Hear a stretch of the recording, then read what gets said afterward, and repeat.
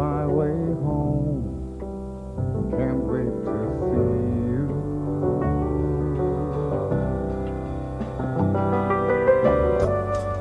I'm on my way home. Can't wait to see you.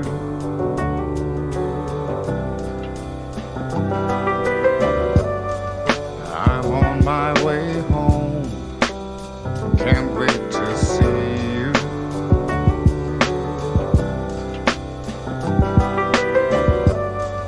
I'm on my way home. Can't wait to see you.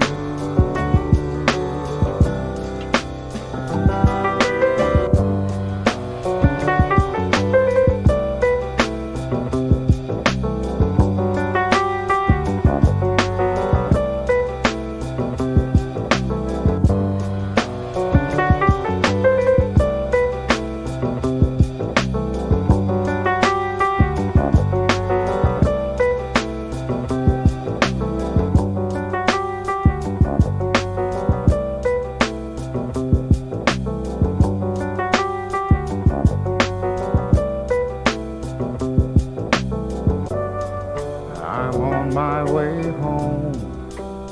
Can't wait to see you.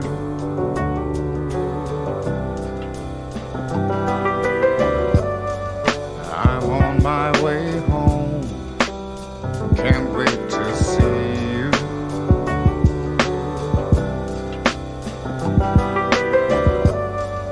I'm on my way home. Can't wait to see you.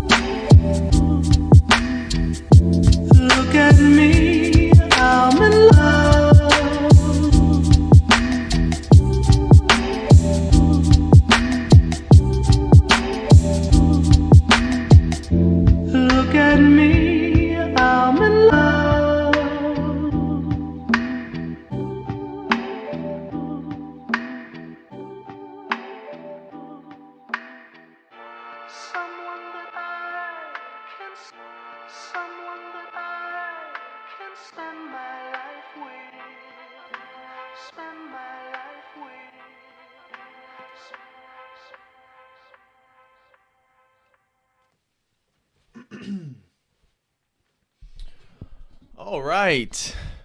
Welcome back, ladies and gentlemen. This is David Patrick Harry with Church of the Eternal Logos, and tonight I want to talk to you guys about the Metaverse, Mark Zuckerberg, Klaus Schwab, and your dystopian digital future. Now, I suppose this might be a hot topic. Some of you guys know that the social media company known as Facebook, or formerly known as Facebook, is now called Meta, as well as the sort of conglomeration of them and the rest of their social media companies. I think that includes Instagram and a few other. I forget which all they are.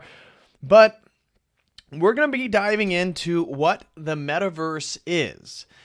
And for those of you who don't know, it is basically an augmented reality. It's a mixture of social media, therefore the interaction with your social circles, and technology, sort of virtual augmented based reality. And so this is part of a larger agenda, as I'm sure you guys all know, in regards to the digitization of the world. But there's four main areas that I want to discuss here to begin with in this opener. Before we actually watch the videos of Meta, they have a YouTube channel, and of course they've already shut off the dislikes, and the comments over on their YouTube channel because, as you can suppose, it hasn't been the most popular thing in the world. And so we're going to be watching some of their videos on what health is going to look like, healthcare is going to look like in the metaverse, friendship, fitness, the economy, all these different things. And of course, it all relates to the larger global Great Reset, obviously sponsored by the founder of the World Economic Forum, Dr. Klaus Schwab. And we're going to be diving into how these four main points that I want to hit at is the first one is the redefining of reality and language. We've talked about how this relates to magic, how this relates to people's perceptions of reality, but also what I want to highlight as the satanic spirit of control and how this relates then to us and our comfort and laziness and how this is leading to our own enslavement. And this is the sort of carrot. If you and I are all the donkeys, or for lack of a better term, the jackasses that have a carrot dangled in front of us, and the carrot being the sort of daily comforts and laziness that allows us to be further and further entrapped. And I'm going to dive into this, as well as that there is no political opposition.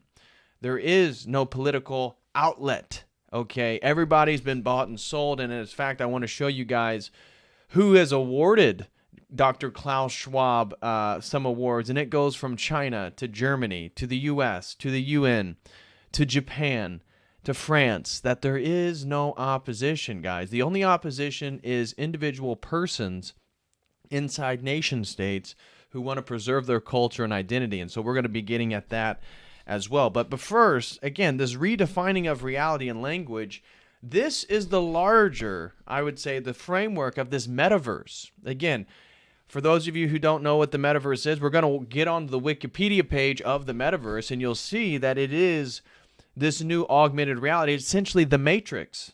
Yes, the Matrix. And I'm not kidding. I'm not making this up.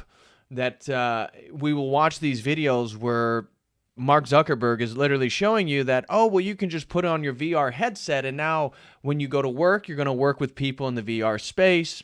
Oh, you want to travel? Well, you don't want all those toxic carbon gases by flying on planes. You can just put on your VR headset and you can go somewhere. You want to live in a mansion? Well, obviously you don't own anything, so you can just live in your mansion inside your VR. That part of this process, the larger essence of it, is a redefining of reality. Now, I'm going to connect this with the satanic spirit, but the redefining of reality and language is how this whole progressive, this whole inverted movement has got going, whether it be social justice, political correctness. All these things are ways in which words, definitions become redefined. And this is exactly what is occurring in regards to the metaverse or our reality. And I'm going to bring up, well, what is real then? What is ultimately real? These things should be serious questions. An augmented reality is a fake, controlled, man-made substitute for the actual world that we live in, for your real body, for the real relationship, for things that you can touch, right? This actual flesh, this bodily thing that our Lord and Savior, the second person of the Trinity, the Logos, took on, full human flesh. And this little nasty thing called a body, right? This is God made. And we're seeing with this metaverse, this augmented reality, is this movement and a redefining of what humanity is. And Klaus Schwab even talks about this in COVID-19, the Great Reset, in regards to redefining the social contract. And this redefining is a redefining of what humanity is. This is part of the transgender agenda, speaking at a larger level, is that this is a redefining of what humanity is. These stabbies with mRNA technology that alters your genetic strand permanently, this is a redefining of what you and I are. And that the augmented reality is a fake substitute that is ultimately not real. You see, as you read Klaus Schwab, whether it be the Fourth Industrial Revolution or COVID-19, the Great Reset, is you, little peon, you aren't allowed to own anything, whether that be your home, whether that be your car, or now what we're seeing, whether that be your children, that you are not allowed to own a thing, that only your masters will give you things to appease your desires of ownership, your desires of possessions, and so forth.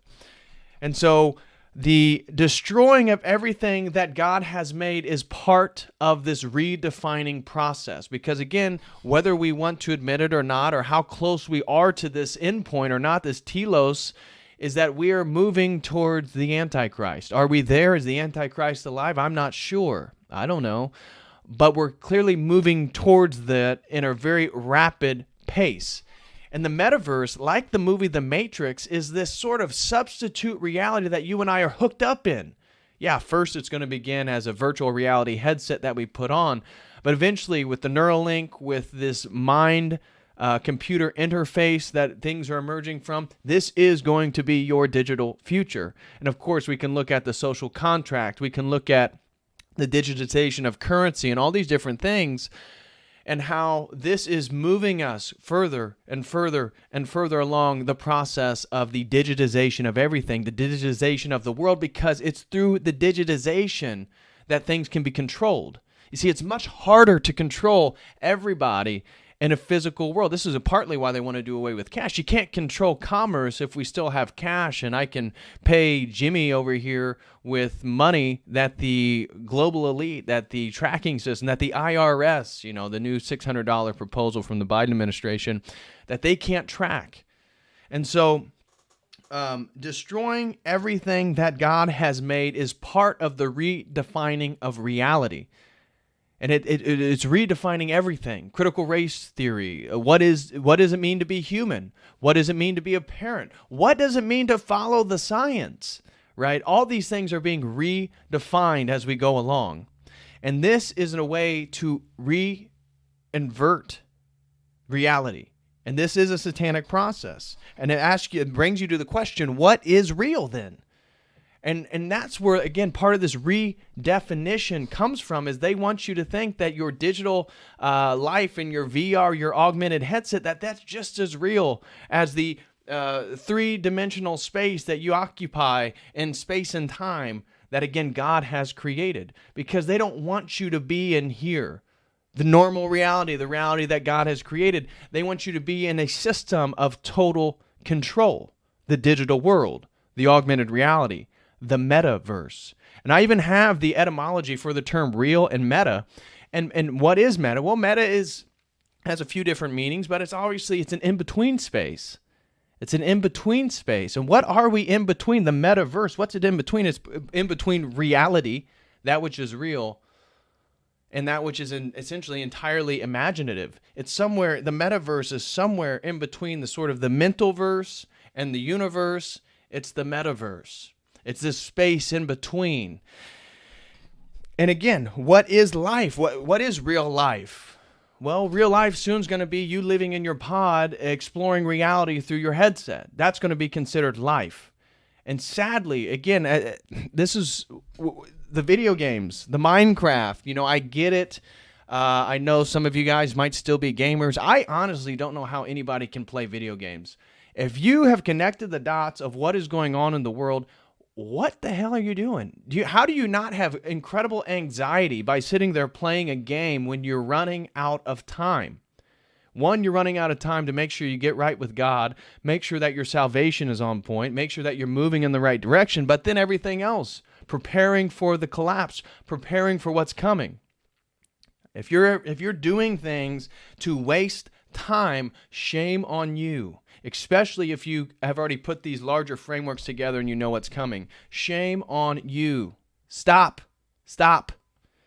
Because this is going to be part of the comfort and laziness in which you are actually moving towards their endpoint. But what is real? Now we look at immunity, and it's redefined. The latest paper that came out from the CDC is talking about how the stabbies are now giving you better immunity than natural immunity. Well, wow, that's crazy, because that has never, ever, ever been the case in modern medicine. Natural immunity is the epitome of immunity, but of course it's being redefined, which is then causing people, and this is what blows me away. I've even seen people in my own parish mock ivermectin as horse paste, making fun of anybody who doesn't believe in the efficacy, the safety and efficacy of the stabbies. That it's mind-blowing to see how easily people go along with the redefining of reality because it always plays to their passions. It always plays to their sinful nature. To move towards truth is to ultimately move towards Christ, and that is always a path that takes effort. It takes discipline. You want to learn what's going on? You may have to sit down and read. You may have to focus a little bit. You may have to put some effort and attention in one direction for a long period of time, and it may not always be fun. And that's why, if you want truth, it takes effort. The global elite that are redefining everything and redefining your own life, they think that if you fall victim to it, you deserve what is coming. You deserve it. Again, they live in a Darwinian Wallace theory of evolution, of survival of the fittest. But we see the redefining of money. Historically speaking, money always had a gold standard. Money had to be backed by something. Money had to be backed by labor, by gold, by something of worth. But now we see with the fiat currency of the really all the central bank systems, particularly the Federal Reserve here in the United States, what does money mean? Now we see the Federal Reserve has their foot on the gas pedal when it comes to printing money, which is only going to inflate the money. And so this is how they're going to take away your private property and try to give you the house. Oh, I'm sorry, you can't afford a house anymore? Well, you can just live in the metaverse. Well, how are they going to take away your home?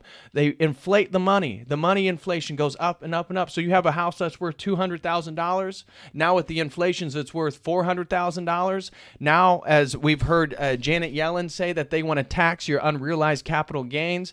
Oh, well, we're going to tax that $200,000 that your house went up due to our own inflation. Oh, you can't pay your $200,000 increase in taxes? Sorry, we're going to have to take that house from you.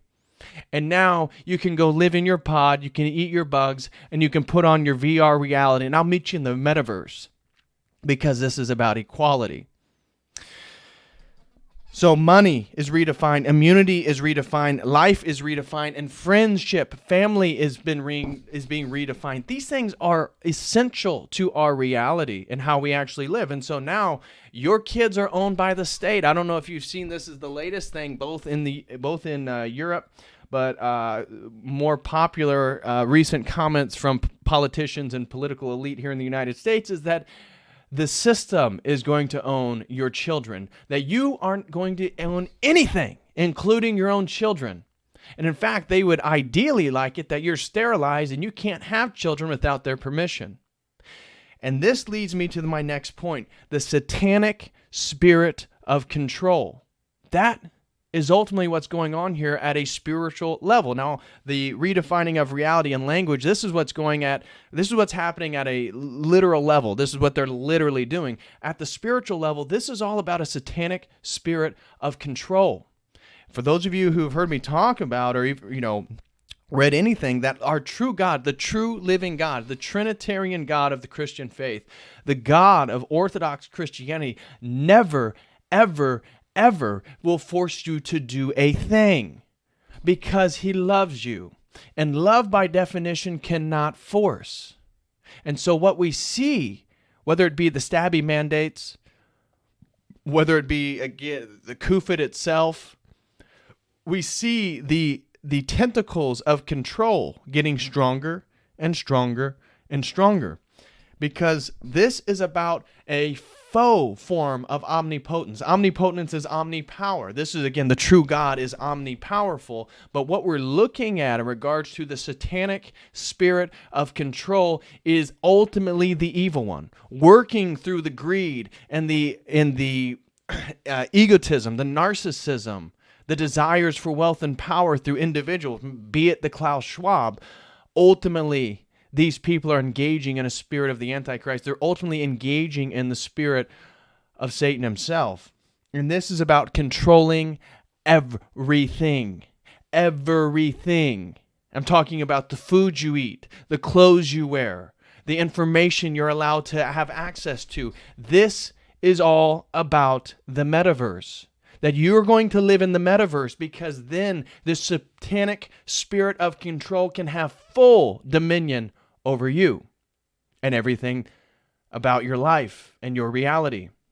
And this is how something that is present on this planet, again, the prince of this world, the fallen Lucifer, Satan, the devil, that he is working. He doesn't die. He doesn't die until judgment day, right? He doesn't die until he's cast into the eternal lake of fire, which he knows is coming. And this is why he's so eager for world domination. Again, moving through all these families. I don't care if it's the Rockefeller Foundation, the Warburgs, the Rothschilds, it doesn't matter. These people are moved by a spirit of evil.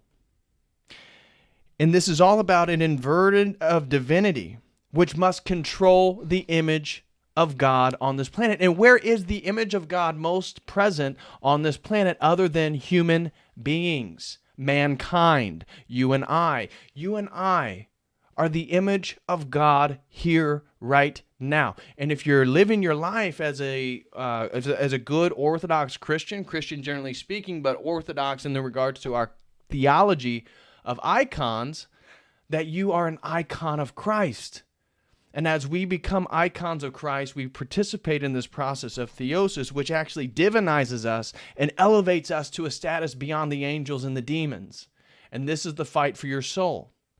And this inverted form of divinity, this is how Satan is going to have omnipotence inside the metaverse, right? Inside the universe, he's still dealing with your free will. He's still dealing with the image of God within you. He's still resisting the omnipotence of the true living God. But if he can entrap you, if he can imprison you, and then he can get you through your free will to choose to live in the metaverse, he wins. He wins. Because now he's omnipotent within a system created in the image of fallen man. Because who creates the metaverse? It's the tech elite. It's the people working for the World Economic Forum who have predicted and planned this stuff out for years. They're going to now control your reality and your life. They are now going to be tools and pawns for the evil one to have full dominion over you inside the metaverse. The metaverse. And so even the logo, as we'll see, of Meta, it's like a distorted symbol of infinity. You guys have probably already seen it, the whole Mark Zuckerberg. We're going to watch that video here today. We're going to watch a lot of those videos. I hope this stream doesn't get shut down because of the use of some of the videos over on Meta on their YouTube page. But we'll see that even their logo is like a symbol of infinity, but it's distorted. It's twisted a bit. And you see, as Christians, what's the only thing that's infinite? God himself. And the symbol for Meta, the symbol for the metaverse, is a distorted image of infinity. Again, the evil one, his infinite world, his metaverse, his universe of control of everything, of your entire life and the ways that you interact with people, because you and I are social creatures. And the purpose of, again, going to liturgy and receiving the Eucharist is that you have direct communion with Christ. And that when you're inside a parish, you're inside the body of Christ. But with other people, you're communicating. You're building community, because you and I are communal species made in the image of God, of which is three persons, one essence, showing that even God himself doesn't exist as a solitary person. He exists as three persons with one divine essence, and that communication is essential. That plurality is essential for true love. That's, again, how God exists. That's his mode of movement as the Trinity. But the metaverse is where all this stuff can get distorted. The metaverse is where every evil machination can come to its full realization. The metaverse is how the digital currencies, your own digital enslavement, your social credit score, everything that you say is going to be tracked. The algorithms, the AI, all that stuff is then for the benefit of the global elite because you reside in the metaverse. You reside in a state made in the image of fallen man, which is ultimately the image of the evil one in us, ultimately, because it's the ways in which Adam and Eve and you and I every single day fall victim to his temptations. And the metaverse is nothing other than an absolute satanic spirit of control. And it's a control that is mimicking the omnipotence of God himself. It's mimicking the omnipresence of God himself. Because again, if technology itself is the Tower of Babel, if technology itself is the zeros and ones, the unified global language, you can see how technology is the new Babel. And this is where Satan himself will reside. And so Satan can't be everywhere at once here right now inside the actual universe created by God, but inside his metaverse, he absolutely can be everywhere at once. His AIs, his little worker bees, they can be everywhere at once. And they can be omniscient. They can be all-knowing. Because inside the metaverse, again, everything is redefined. And we're going to watch the metaverse and the meta themselves, all their commercials. It's transgenders. It's homosexuality. It's every progressive, degenerate thing you've ever seen celebrated in the presence and the illumination and the growth of the metaverse. That this is where all these things can flourish. Again, but it takes a Christian eye. It takes somebody trying to live a pious life to notice the differences, to see the distinctions, the demarcations between what God calls us to in this world and what the global elite's going to call us to in that world. And I think it will be quite obvious and quite stark and shocking for many people. But so then we've talked about the literal thing that they're doing, the redefining of reality. We talked about the spiritual reality behind the self, but what's about the reality between you and I? What can we do right now, Patrick?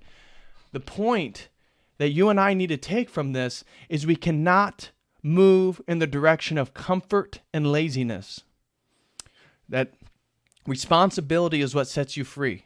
Responsibility for your soul, right? This is the whole point of Judgment Day, is that you will be judged for what you do and what you say.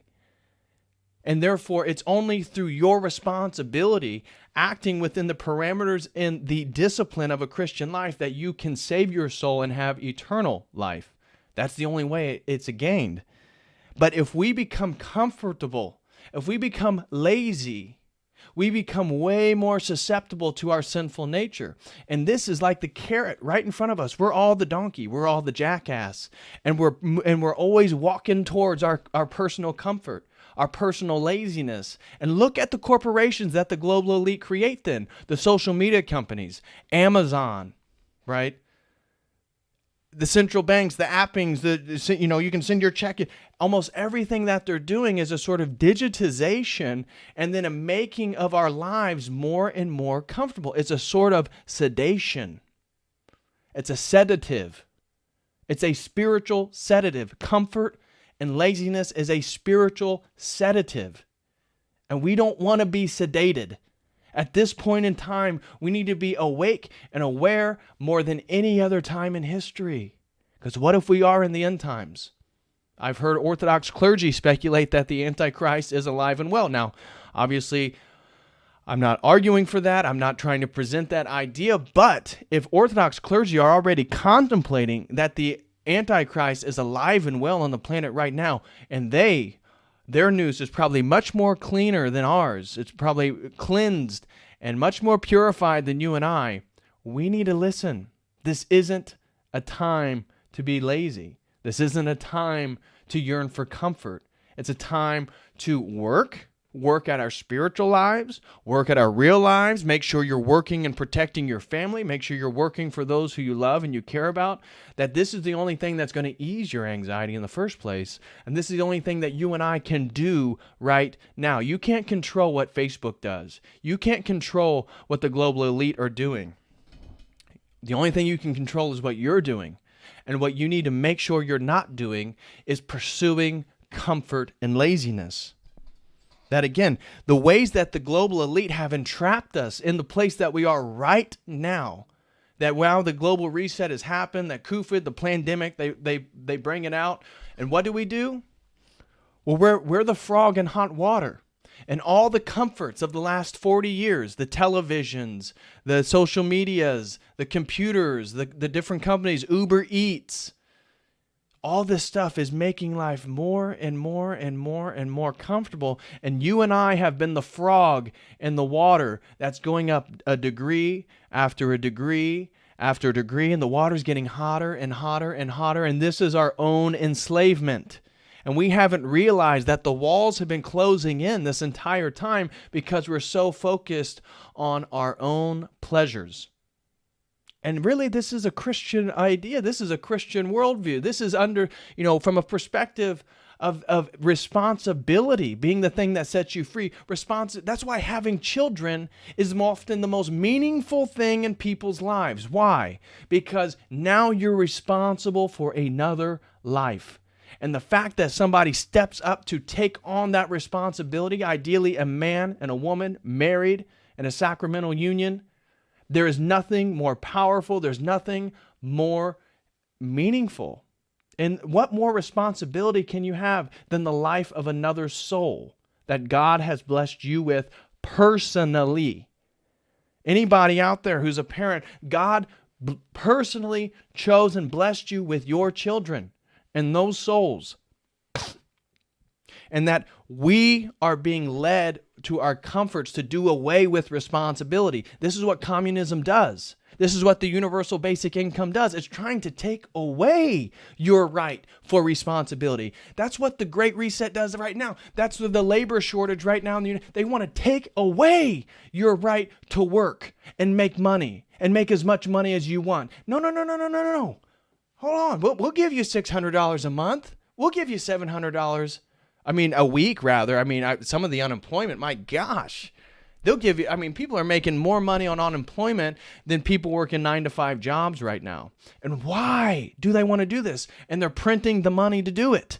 They're inflating the money. So they're taking away your wealth as they take away your opportunity to make more wealth. Why? Because it's about responsibility. They want to make sure that they can give you everything. Universal basic income, universal health care, of which then is centralized. And, I'm sorry, you have a broken leg? We can't help you reset that leg for you until you're stabbed. Can we see your vaccine passport? Pull up your account on the Metaverse, please, so we can make sure that you are who you say you are and that you're up to snuff and all our digital medical tyrannical requirements. And so the global elite wants you comfortable because that is how you are not going to resist what they're doing to you right now. They're taking away everything you have right now. And the only way that you and I are still pacified by it is because we're so damn comfortable. It's so easy to live in the world right now. Just think when COVID happened and some people, or even the storm in Texas this past winter where people lost power for a few days, just think, people were freaking out. They're losing their minds because they're so detached from reality already. Whereas if somebody's 60, 70, 80 years old, they lived on a farm, okay, we don't have power. Boil some water. Okay, we'll start doing, we'll build a, we'll start doing, it's not that big a deal. We know how to survive, but you and I, the people who've grown up, the baby boomers since the baby boomers forward, we already live in a sort of augmented reality just by the way our societies are structured right now. It's a sort of augmented reality. And so the elite wants you comfortable. And we must become more and more conscious of this. And this is why fitness is important. Because if you're comfortable sitting on your butt, eating on the couch, gaining weight, raising your cholesterol, you deserve it. You deserve it. Why do you think God or anybody else needs to come save you? You deserve it. Save yourself. Put some effort in, please. And the only way you do that is by not being comfortable. You want to build some muscle? You can't be comfortable and go to the gym. It's an uncomfortable experience. It's pushing beyond. It's being disciplined. This is what sets you free. This is how you grow, whether it be spiritually, physically, or mentally. You must work. You must work. And so they want to pacify you with pleasure because you and I are made in the image of God. And as they sedate us, it is a war against God. As they are warring against us, guys, to put us in these digital prisons, to put us in a little room and telling you this is how you're going to live in a huge, communist style apartment building, and that you may have to live with 4 other people. This is about sedating and capturing the image of God in every single one of us. This is the spiritual reality of all this stuff. This is a war against God by definition. Are all these people aware of it? Probably not. I would say a lot of them are. But the war against you and me, the pacification and the setization of us, this is about conquering God. And that's ultimately, isn't that what the ultimate thing with the Antichrist is? Isn't that what the ultimate purpose of the end times is? And so there is no political option. I can't stand, this is my last point here in the opener, there is no political option. I cannot stand going on these social medias or seeing people that think that somehow they're going to vote their way out of here. That somehow Donald Trump's going to save. Now, yeah, Donald Trump, the Let's Go Brandon, it's fun at a mimetic level. And I would say this Let's Go Brandon thing, I just shared on Twitter. There was a video at MetLife Stadium where the New York Giants and the New York Jets play, and there was a soccer game going, and they were doing the let's go, whoever, the team, let's go Giants, And the stadium started doing that, and everybody didn't cheer for the soccer team. They said, let's go Brandon, and it was the entire stadium. Now, again, Donald Trump is not a solution, but we see a real potential here with the mimetic power of the let's go Brandon thing, because the only solution is people. The politicians are paid off. Donald Trump is a faux opposition. The dude's a vaccine salesman. Come on, wake up. Wake up. Donald Trump isn't going to save you. Donald Trump didn't do much of anything. Yeah, well, he had all... Okay, wake up. This is about you and I. This is about individual people taking back their power through free will. That we must realize that we are not going to vote our way out of this. Again, you and us in the U.S., we have states. I live in Indiana. We don't have the stabby mandate right now. So... it is comfortable. I don't have to go out and protest to go to the gym without a mask or any type of identification or requirement. I can go anywhere. I'm living my life basically the same way pre-COVID. But that's not everywhere in the United States. And the difference is if you go to France, you go to Italy, you go to Greece, they're having real protest. Why? Because it is fully in place there. They're not letting you into a hospital. I saw this in France. An old woman needed to go to the hospital. She was trying to get to the emergency room. They wouldn't even let her in because she didn't have her passport. We aren't there yet in the U.S., but we need to realize that it's coming, and they're not going to vote our way out of this. The elections are fake. Come on. The only way out of this is you and I waking up and taking back our power and saying no. Because that's the image of God saying no. That's the real power that you and I have. We really have that power. The problem is when we fall victim to our comforts and pleasures, even though we've said no, but we're really saying yes. We're saying yes through our actions. And we need to say no through our actions. And so when you look again, you can pull up Klaus Schwab, which I'll do. He's been awarded awards from the UN. He's been knighted in France. He's been knighted in the UK. He's won prestigious awards in Japan. And then his most recent one was a prestigious award in China. Who do you think's in opposition to this stuff? Nobody. There is no global political effort. You think Putin is out? Wake up. Wake up. My gosh. That's the frustrating part with the online orthodoxy thing, is stop venerating Russia. Wake up. I can't stand these people who don't even know Russian, and everything's about base Russia. Wake up. There is no political option. It's you. It's the image of God in you. Wake up. So we are being self-destroyed. And the perfect image of self-destruction is Joe Biden himself. Think about it. Joe Biden has run for president how many times? 6 times he's tried to become president? Never did he become president. But he always sold his soul. He always sold out the country for the top dollar. Look at Burisma in Ukraine. Look at the CCP and the $100 million. Joe Biden has had a history of selling himself out, whether it be his political position, right? I mean, think of where he was regarding segregation. And now he's all for critical race theory, which really, again, is a resegregation, but that's for another topic on the global eugenicists and how they're actually implementing their ideology through the redefining of reality and words. But look at Joe Biden. He's totally sold himself to the devil through his career. Now he got the thing that he wanted when he was 50 years old, when he was 60 years old. Now what? He's in his late 70s and he's literally pooping his pants.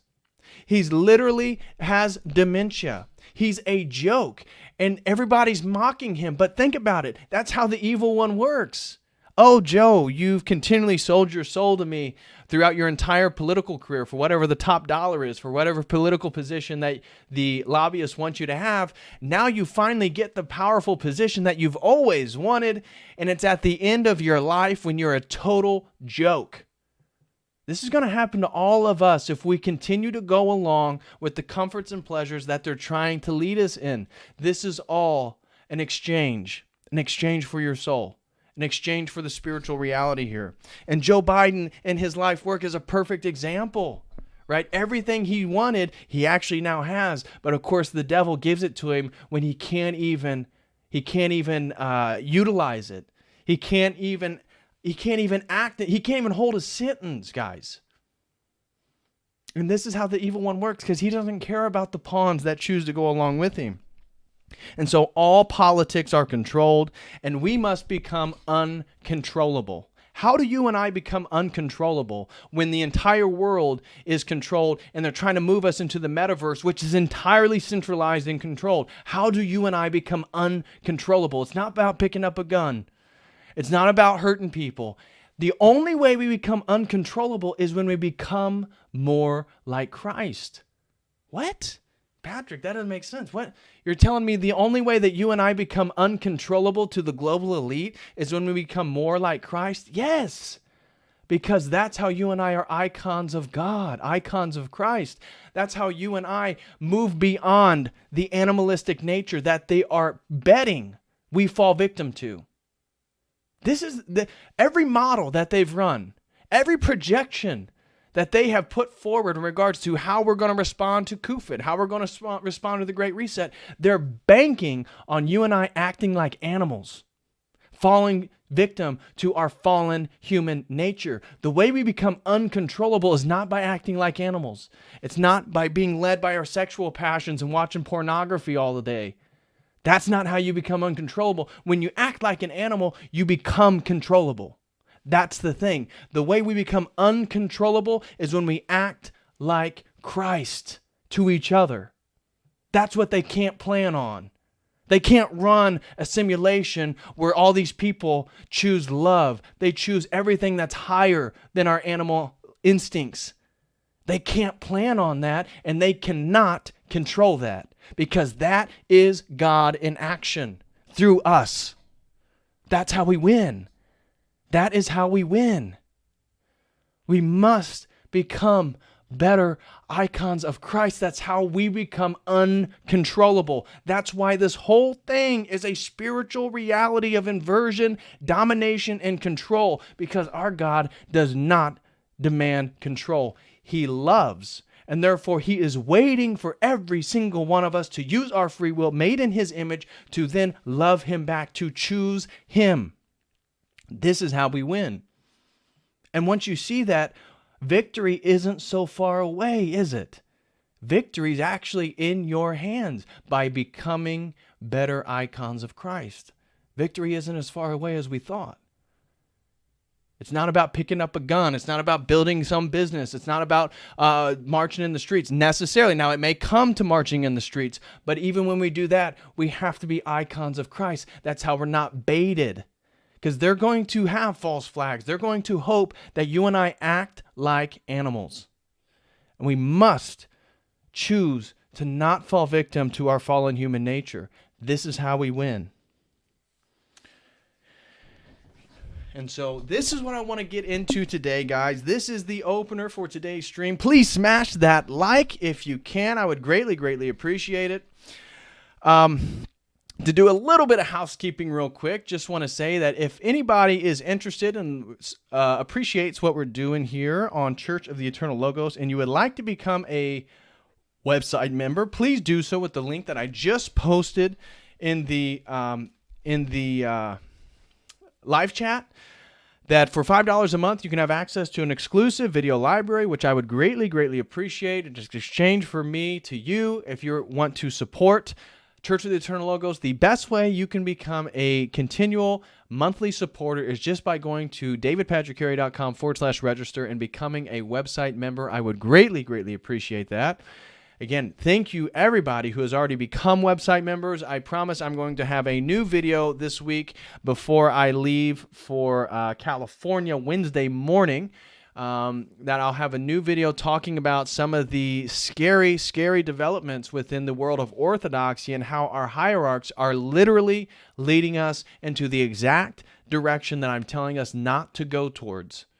That I'm advocating, I'm pleading here, do not let us go down this path. And we're seeing our hierarchs actually moving the faithful flock of Christ towards this direction. I'm going to do an members only video on that, which will be posted before I leave Wednesday. Also, don't forget that Made by Jim Bob is going to be on Tuesday. We're going to be talking about memetics. We're going to be talking about the meme wars. And we're going to talk about art, comedy, and how we can, again, fight back at a memetic level in the things that we're dealing with. So that was going to be Tuesday, as long as Made by Jim Bob is available and something doesn't come up. So keep an eye out for that. Also, guys, if you'd like to sign up for a one-on-one session, whether you want to talk about theology, philosophy, whatever it be, you can do so with the link that I'm posting right here.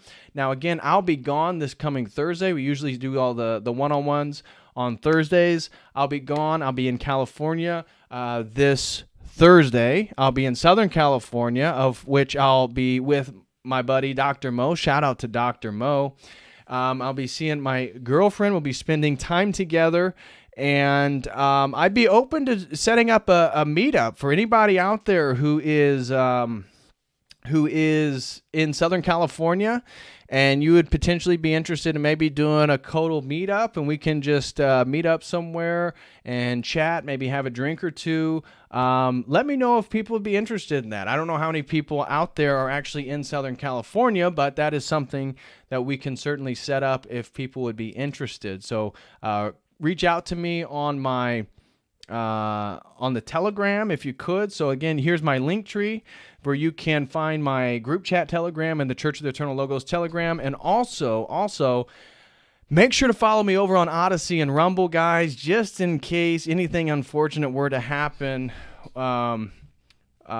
Anything were to happen in on here on YouTube. So just want to say that. So anyways, guys, I think that's going to do it. I totally almost forgot. Guys, the Logos Book Club. For those of you who don't know, we've done a couple book club meetings in which we have read the First Apology of St. Justin Martyr, which was a lot of fun. That's where we get the concept of Logos Spermaticos as Orthodox.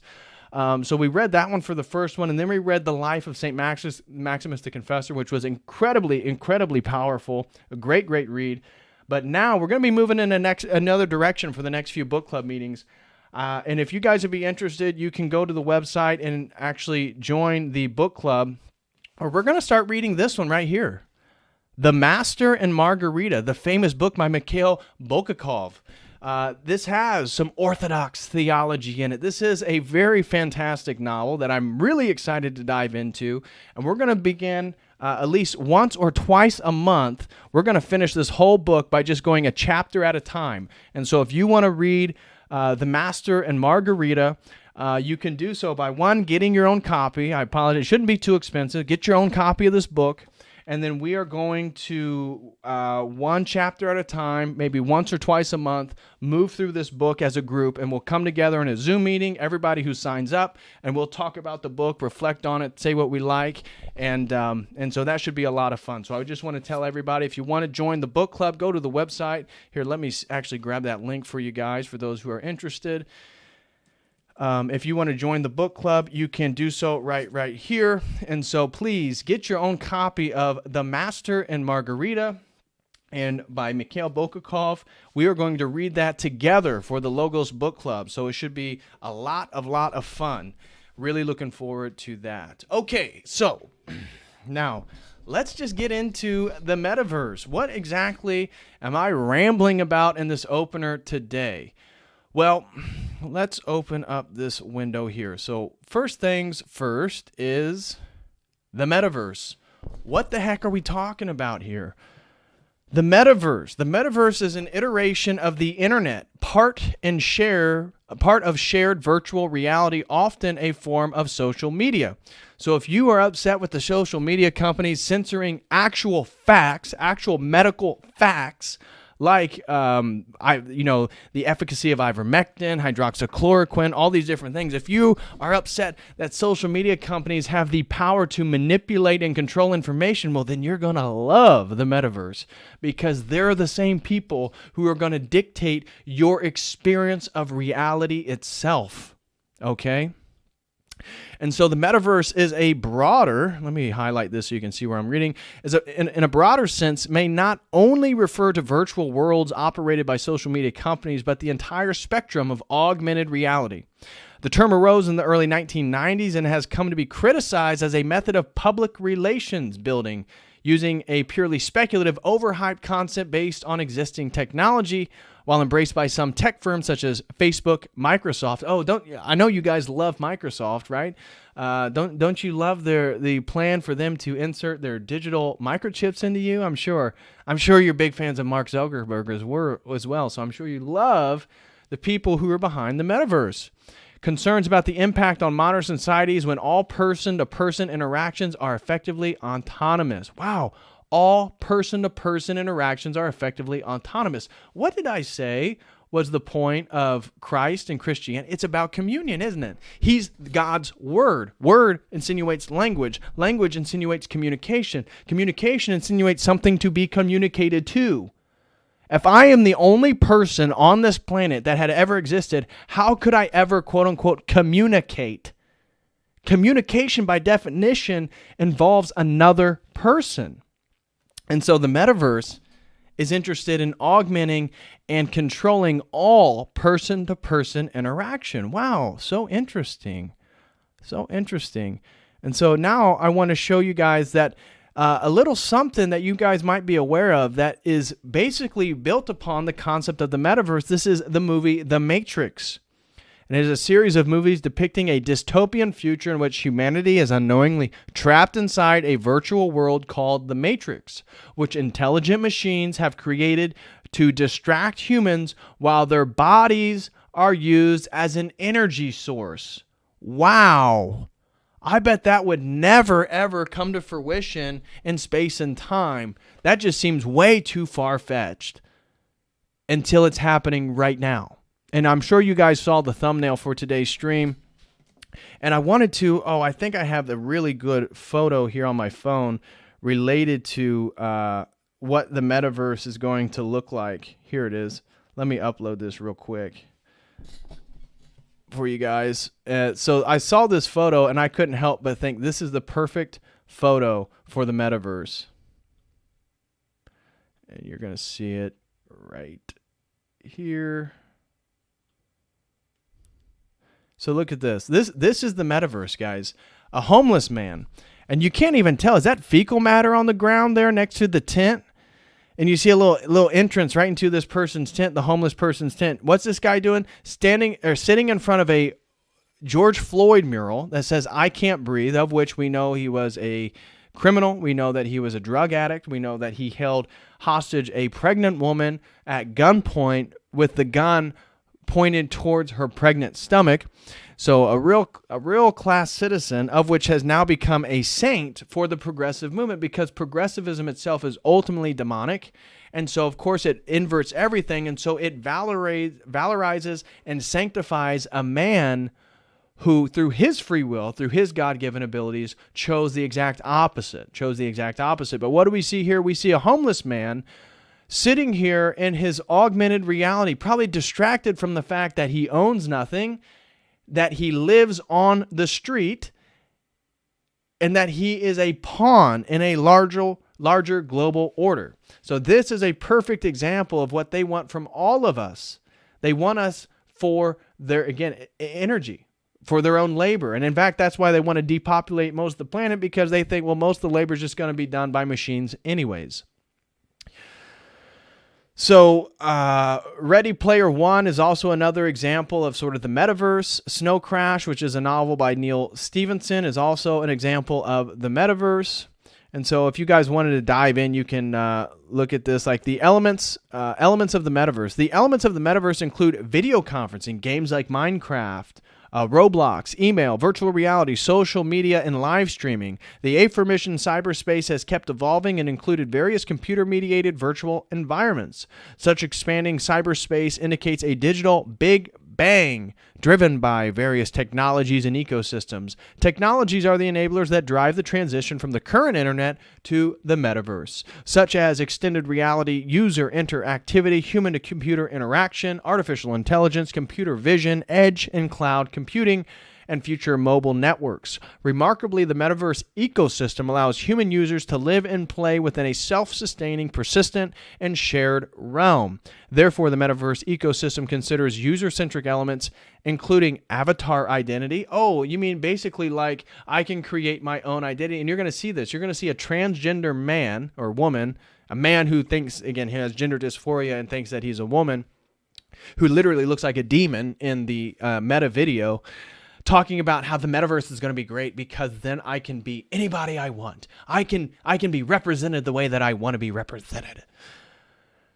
Avatar identity, content creation, virtual economy, social acceptability, presence, security, and privacy and trust accountability.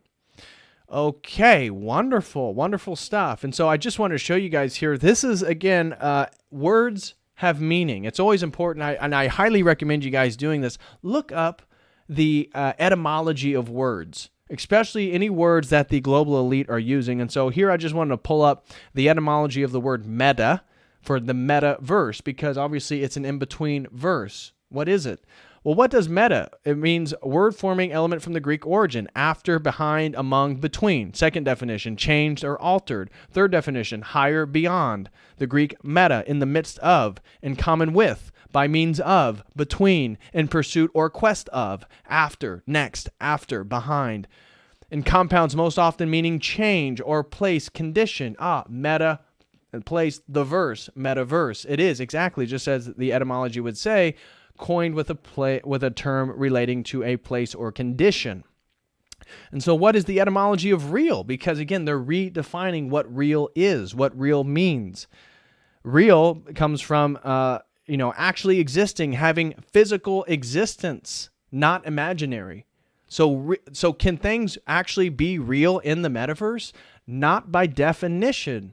They can be really digital. They can be real digital items in the metaverse, but they're not actually real. And that's part of the redefining of what is real. Because if you redefine what is real, you're going to think that being in a sort of digital faux world where you own nothing and you're the guy on the sidewalk homeless with his VR headset on, that somehow that's real life. That's not real life.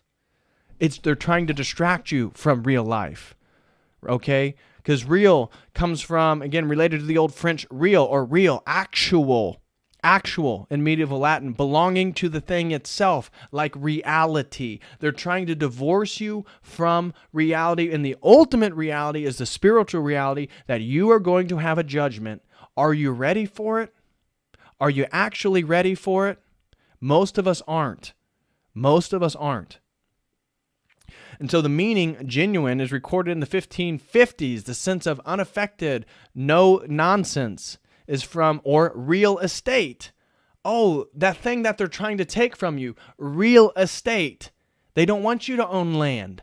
Bill Gates is now the largest landowner in the United States because real estate is the only real asset. That's the part of the new world, creating your new life, getting some land, growing your food. This is about taking away what is real to give you something which is meta. It's an in-between. It's not ultimately real. And it's inside a universe, a metaverse that they themselves control and have centralized. They'll have total access to it. You think that you'll be in the metaverse and you'll be able to, say, for example, say we're doing this live stream in the metaverse. You think I'll just be able to say whatever I want to say without AI shutting down the metaverse, shutting down the meeting, putting me in a metaverse prison? You don't think that the censorship is going to be 20 times worse in the metaverse than it already is right now? Come on. The real thing, the genuine article, right? Real time. Get real, right? That we need to bring back that phrase, get real, guys. Get real. We have to realize that this digital everything is not ultimately real. And now, so this brings me to cryptocurrency, because I've invested in cryptocurrency because cryptocurrency can obviously be translated into real assets. You could invest in Shiba, you can invest in Dogecoin, and maybe you sold when it hit 70 cents and you made real money. You change that over to a stable coin, or you bring that over into USD, and then you put that down as a down payment for a house, or you buy land. You've taken this sort of digital asset, this digital thing that only has value based on demand or utility, or in the case of Bitcoin, the blockchain, which then you got to be cautious about that, because the digital elite wants you to be on the blockchain, because then they can track every acquisition and sell that you have. So that's where coins like Monero are a little bit different, but again, that's just another conversation. But you can take, through the cryptocurrencies, you can take these digital assets that only have value based on demand and then bring that into the real world, getting real, and buy real land, buy real assets, be with real people. Your digital relationships aren't real relationships, okay? We have to be aware of that. And so people want to worry, oh, well, I'm Orthodox and I would never own cryptocurrency because it's not ultimately real. Do you have dollar bills in your wallet? Shut up. It's a fiat currency. It means nothing. Come on. Good Lord. I can't stand these over pious Orthodox who want to criticize cryptocurrency all the time. You just want to slap them. Anyways, I digress. So now I want to come to the World Economic Forum's latest article. What is the metaverse? What is the metaverse? Now, your overseer, Klaus Schwab, he definitely wants you to be inside the metaverse because, again, anybody who's read the Fourth Industrial Revolution, anybody who's read that COVID-19, the Great Reset, you know that the Great Reset is an organized plan by the elite to make sure that you own nothing. You own nothing. You're going to like it. You're going to eat bugs. And the whole point is they literally view you as cattle. You are an animal in the eyes of the elite because why? Why do they view you as an animal? Why can they not see your humanity? Because they themselves are literally animals.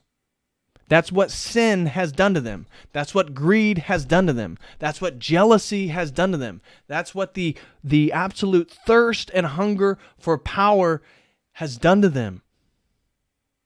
And so the elites who want to rule you and view you as cattle, they themselves are the animals.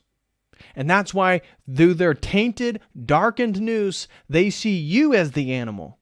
And so them acting like animals is trying to put you in a place to act like an animal. You see how that works? And so they want you to basically be in your little pig pen, which is going to be a little studio apartment. Maybe you have to share with 4 other people who are also clueless about the world.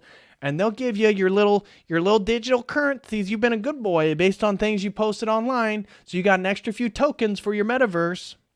So here is the metaverse. Again, article by the World Economic Forum. the organization created by Dr. Klaus Schwab, who's talked about the Great Reset, this new one world order, a one world currency, centralized banking, essentially a global form of this hybrid between fascism and communism and liberal laissez-faire capital. It's a weird thing that they got going here. So people want to say it's about global communism. Well, you're not totally off.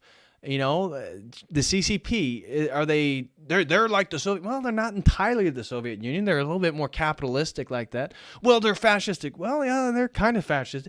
It's a hybrid of all these things, guys.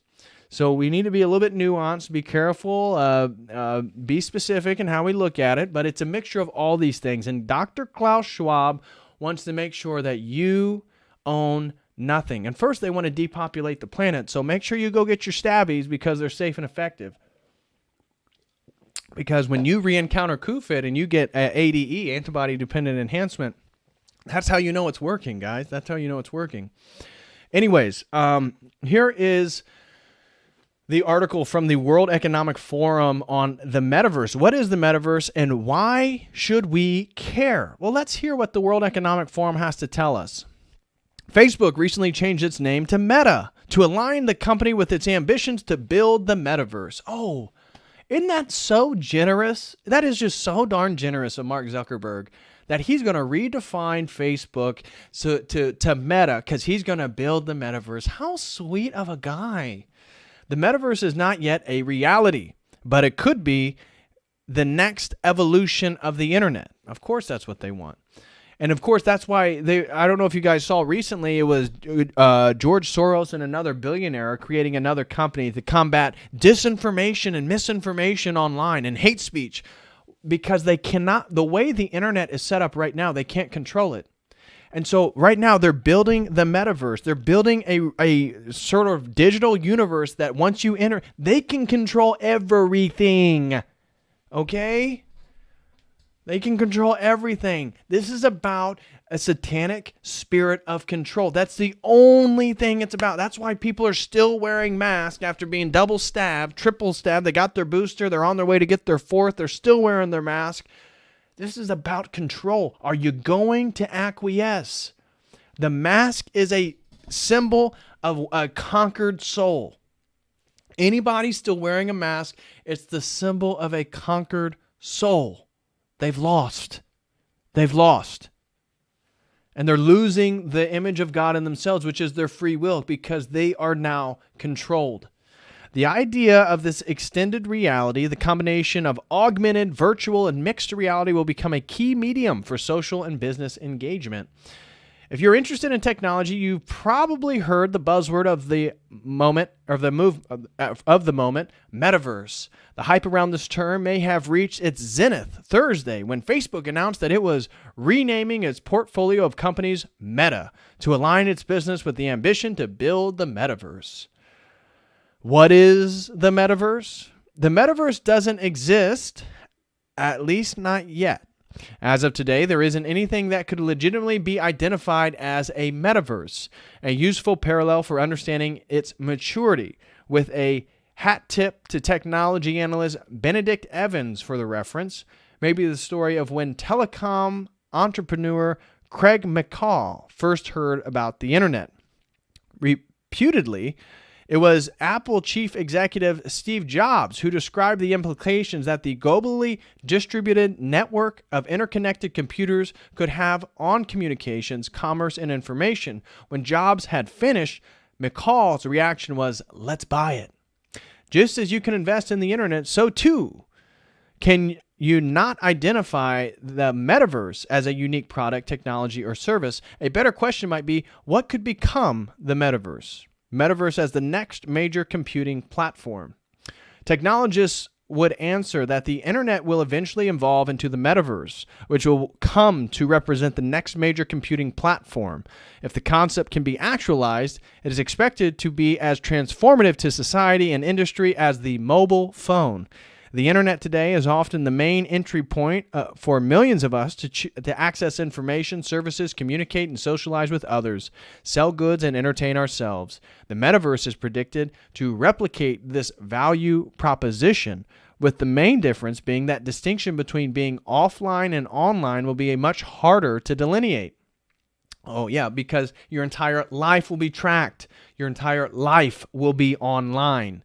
This could manifest itself in several ways, but many experts believe that, quote, extended reality, XR, the combination of augmented, virtual, and mixed reality will play an important role. Central to the concept of the metaverse is the idea that virtual 3D environments that are accessible and interactive in real time will become the transformative medium for social and business engagement. If they are to become practical, these environments will be dependent on widespread adoption of extended reality. Until now, XR, extended reality technologies, have mostly been limited to a subset of video games and niche enterprise applications.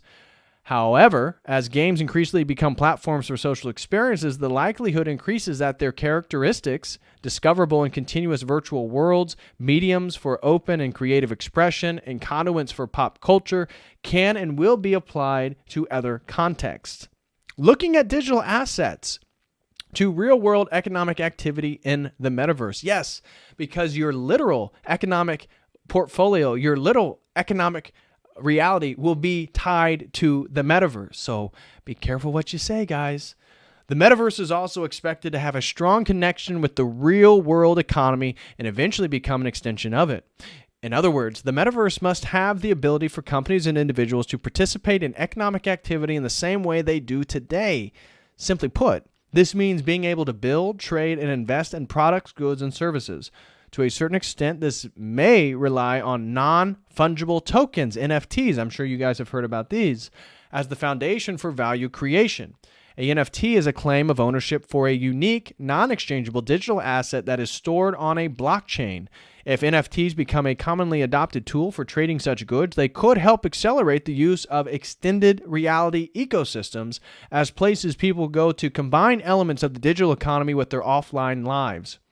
One way to think of this process is how the App Store encouraged businesses to digitize their operations so that consumers could experience and pay for their products and services from any location. This legitimized the idea that retail and digital need not be separate, paving the way for a whole host of use cases that might not initially have made sense.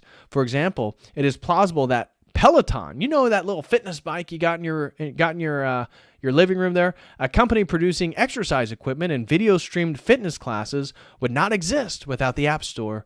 Without a widely adopted medium for digital consumer experiences, a service literally grounded in physical activity would have a weak business case for going online.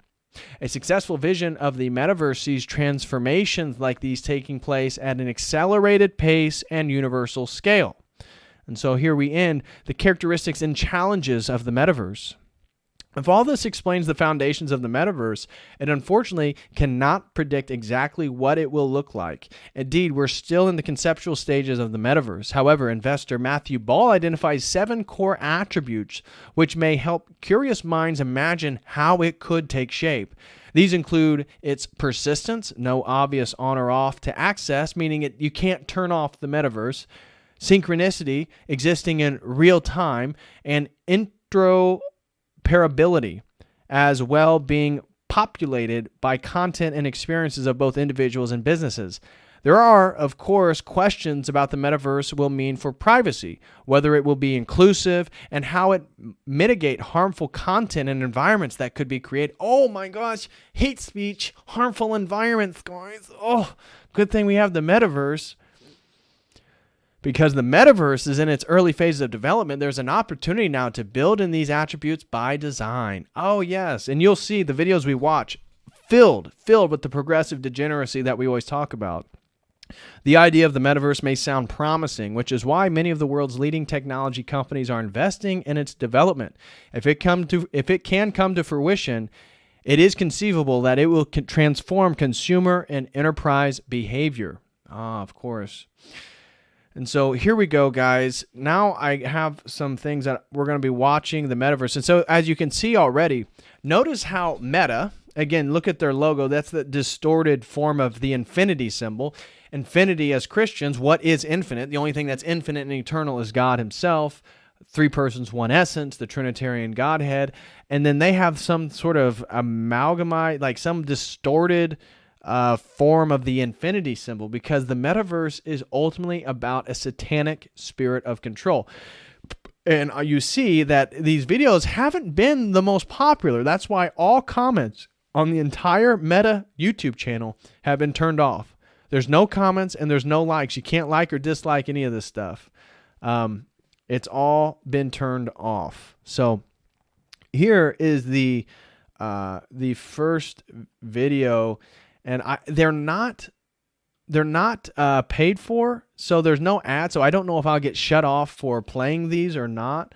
But we can. I'll play this first one real quick. I gotta use the restroom, so I'm gonna go use the restroom real quick while we play this.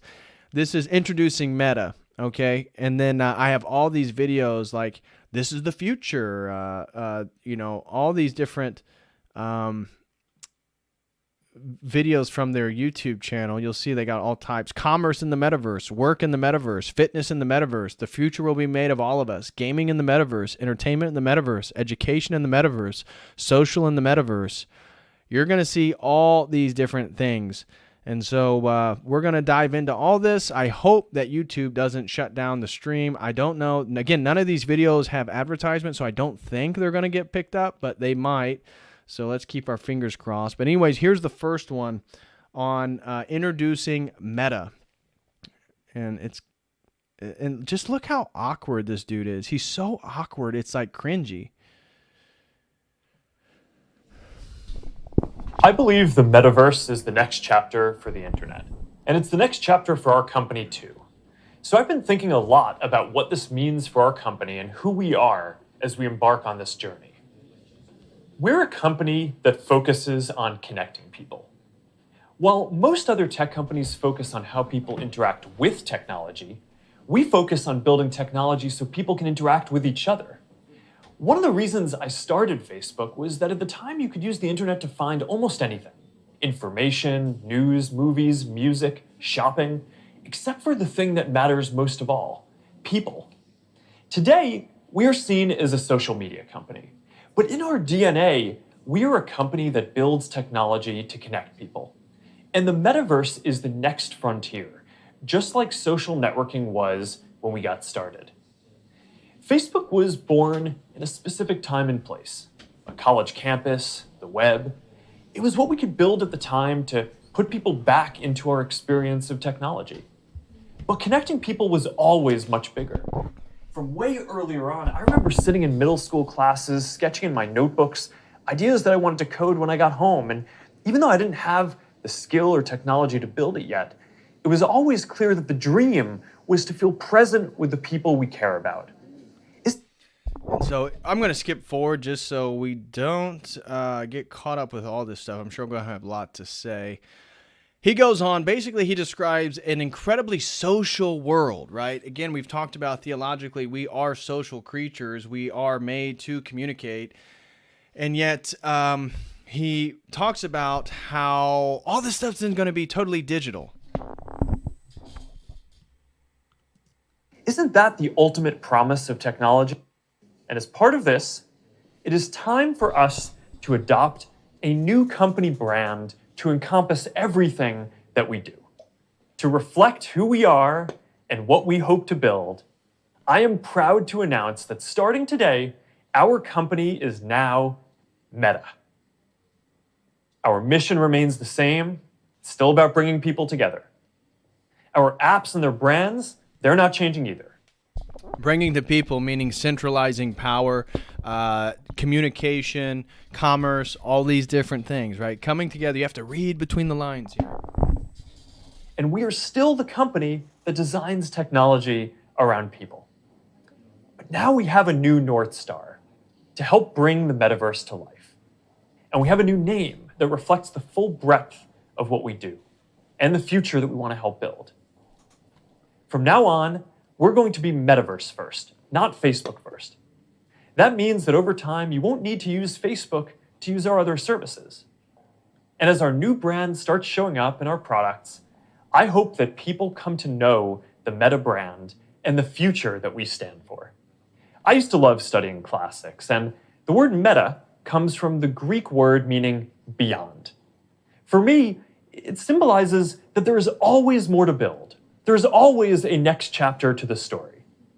And for us, that's a story that started in a dorm room and grew beyond anything we could imagine, into a family of apps that people use to find one another, to find their voice, to start businesses and communities and movements that have changed the world. I'm proud of what we've built so far and excited about what comes next as we move beyond what's possible today, beyond the constraints of screens, beyond the limits of distance and physics, and towards a future where everyone can be present with each other, create new opportunities, and experience new things.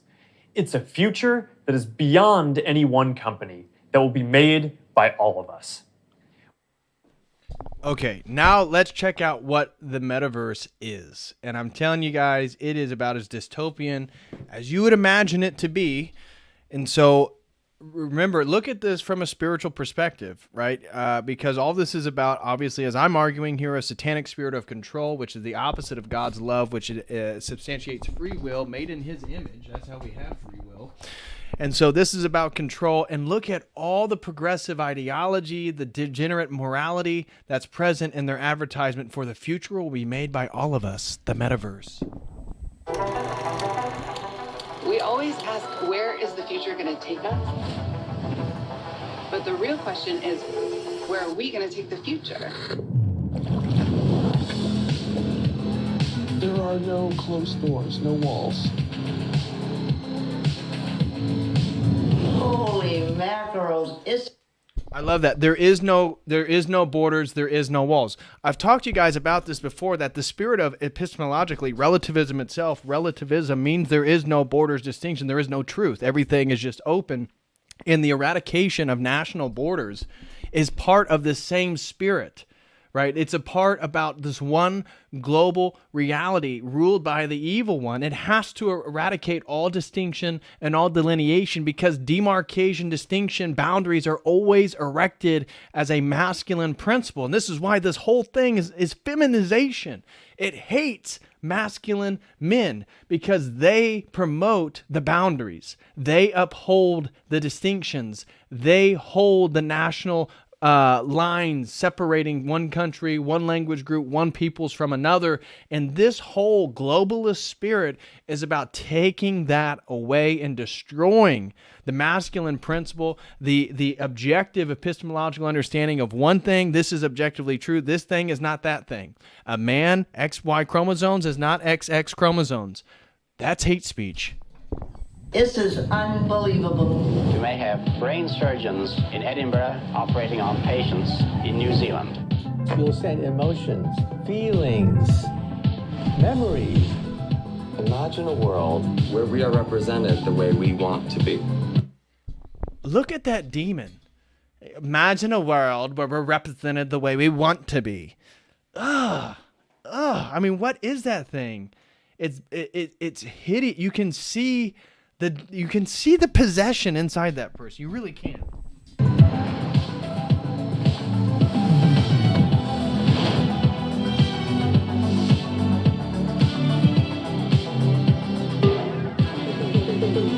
You know, in the future, it just feels like long distance won't be so distant.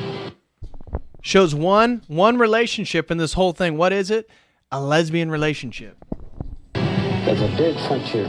Where do you want to go?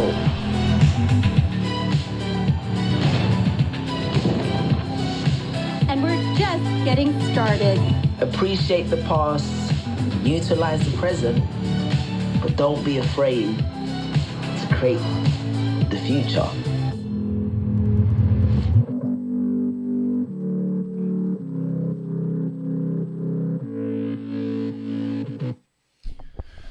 Okay, now let's see what some of these videos.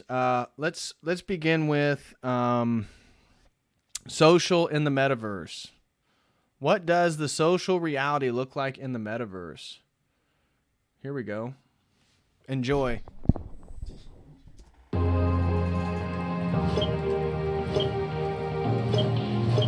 All right, perfect. Boy. Oh, hey, Mark. Hey, what's going on? Hi, Mark. What's up, Mark? Whoa, we're floating in space? Uh-huh. Who made this place? It's awesome. Right? It's from a crater I met in LA. This place is amazing. Boz, is that you? Of course it's me. You know I had to be the robot, man. I thought I was supposed to be the robot. Whoa.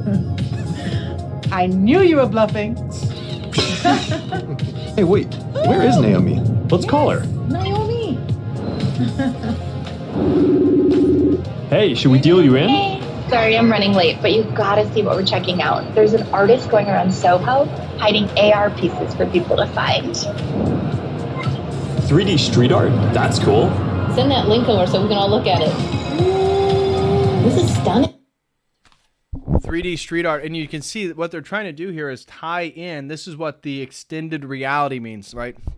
Artificial reality is totally digital. The augmented reality, which they describe the metaverse, is what they call extended reality. Extended reality means it extends virtual reality into what we would call traditional reality. And that is part of this. That's what they're trying to demonstrate here again as this really fancy. Oh, you can walk around and you can just see people's art pieces. So cool. But think about how this can be used in a demonic, in a controlling, in a tyrannical way. And again, your digital score, your entire social credit score is going to be tied to your metaverse. Stunning. Okay, that is something. That's awesome. Wow. I love the movement. Wait, it's disappearing. This is amazing. Hold on. I'll tip the artist and they'll extend it. Wow. Brilliant. If you guys like it here, I have another room that you're gonna love. Check out this forest room. Huh, let's see it. Koi fish that fly? That's new. This is wild. Hey, one sec, Boz. It's Priscilla. Hey, you have to see this. Beast is going crazy. Oh, I love that guy. We've got to show that to the kids. Can you also send that to my dad? I'll message him. All right, see you at home.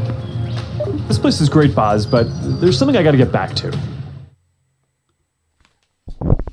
All right, so that is the social inside the metaverse. Now let's see what education looks like.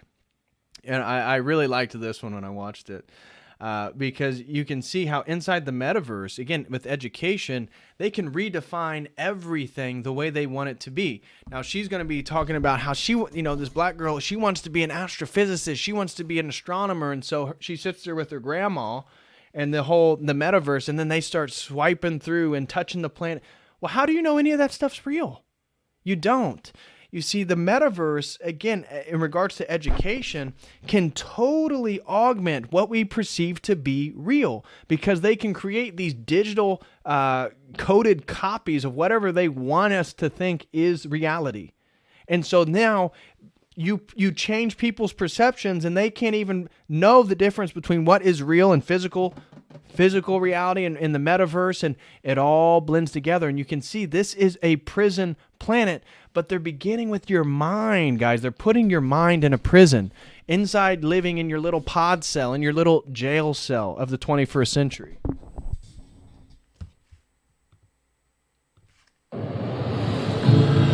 So, we're gonna have an astrophysicist in the family. Actually, I have to write this paper.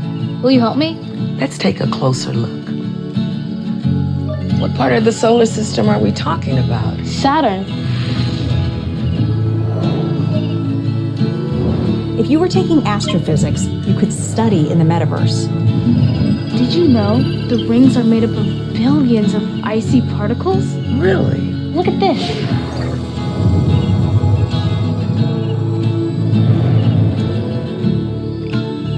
You ready to do that paper now, right? Yeah.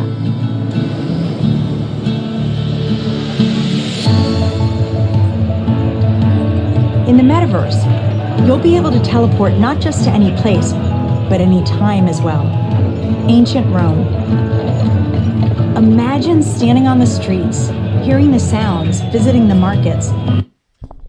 Yes, my favorite is when you go back to Rome or the Victorian England, it's going to be all very, very ethnically diverse because you didn't know that's actually how it really was.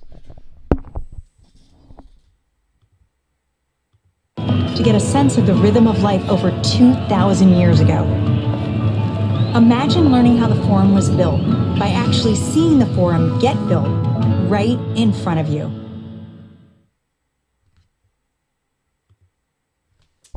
So now this is entertainment in the metaverse. Check this one out.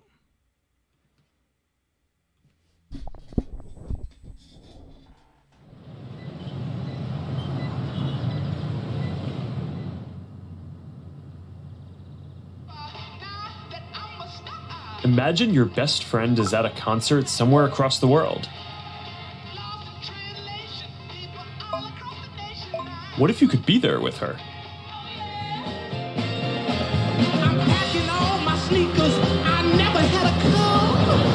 Yo, you're here!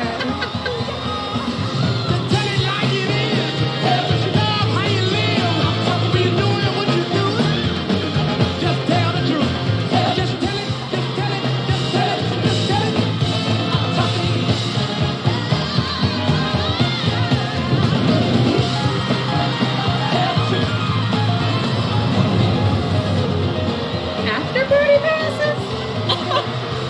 Yes!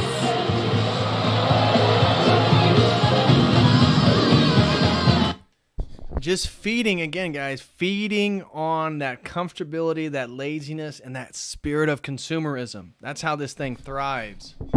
I want you to get it like it is. Love how you live. When you're doing what you do, just tell the truth.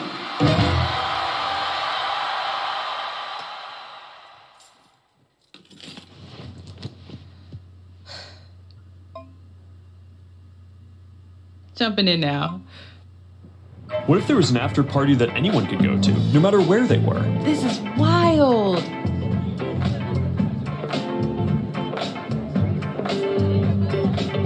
Hey, check this out. Charity auction happening. Oh, there's swag. And when you go to the Don't mind your little jail cell, guys. You can get into the VIP party in the virtual metaverse. after party, you could connect with other fans, hear new versions of your favorite songs, and check out the merch that just dropped. Ooh, I like that one. Well, now you've got to get it.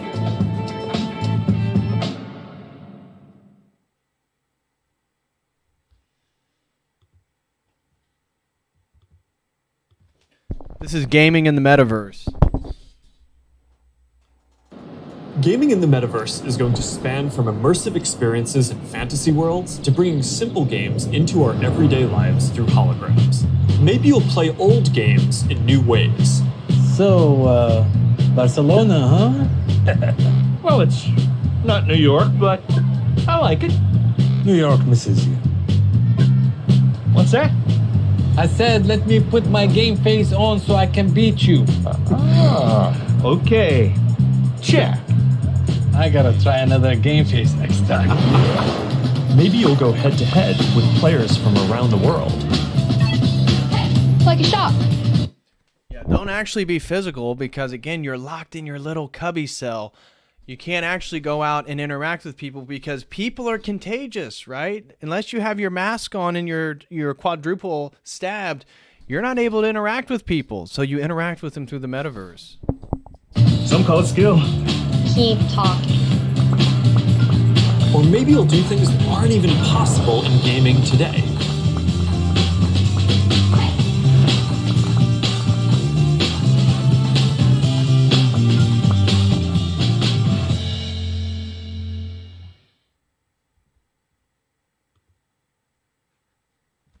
This is fitness in the metaverse because of course, you can't get fit the old-fashioned way of just actually doing work.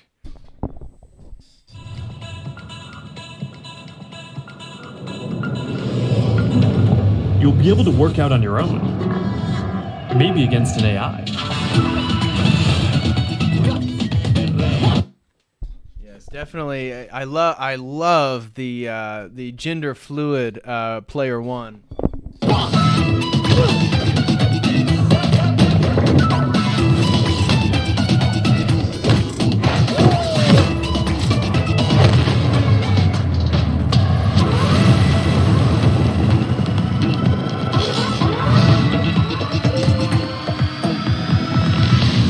Maybe you'll get some friends together for some 3-on-3.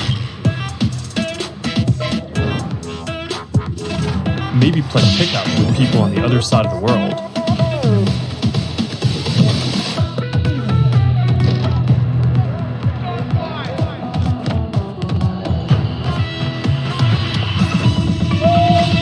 imagine your Facebook cycling group does an AR charity ride. You see how all this stuff creates a faux form of person-to-person interaction inside an environment that they can totally control. Totally control. Let's go. Complete with a leaderboard. Maybe you'll be able to train with the best, like you're right there with them. Like Lee Kiefer, Olympic gold medalist. Hunger. Bench. Don't be scared this time.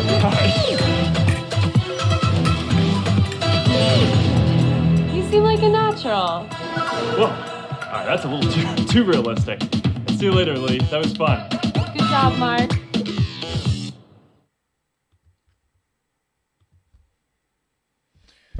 Here's your future work from your, after you've had a lunch full of bugs and insects, you can work from home.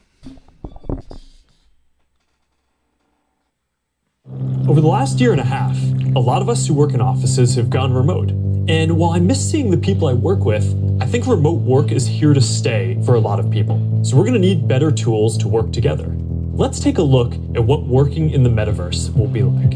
Imagine if you could be at the office without the commute. You would still have that sense of presence, shared physical space, those chance interactions that make your day all accessible from anywhere. Now imagine that you have your perfect work setup and you can actually do more than you could in your regular work setup. And on top of all that, you can keep wearing your favorite sweatpants. Looking good. Let's get together real quick for a debrief.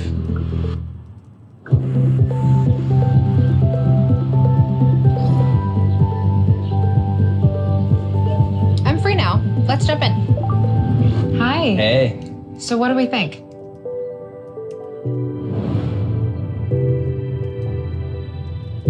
I think it's ready. Great. I'll prep it for the presentation. All right. Good luck. Imagine a space where you can tune out distractions and focus on the task at hand. And when you're ready to share what you've been working on, you can present it as if you're right there with the team. Wait, where's Mark? I think he's in the middle of something.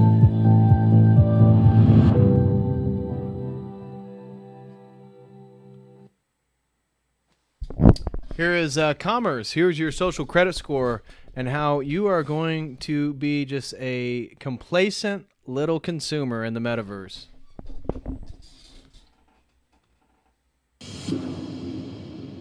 Here we are in this digital space, totally inspired by you and all the things that you love. Jackie, I've been such a big fan of yours for such a long time. Tell me a bit about how you got started in social media. So, rewind back to 2009.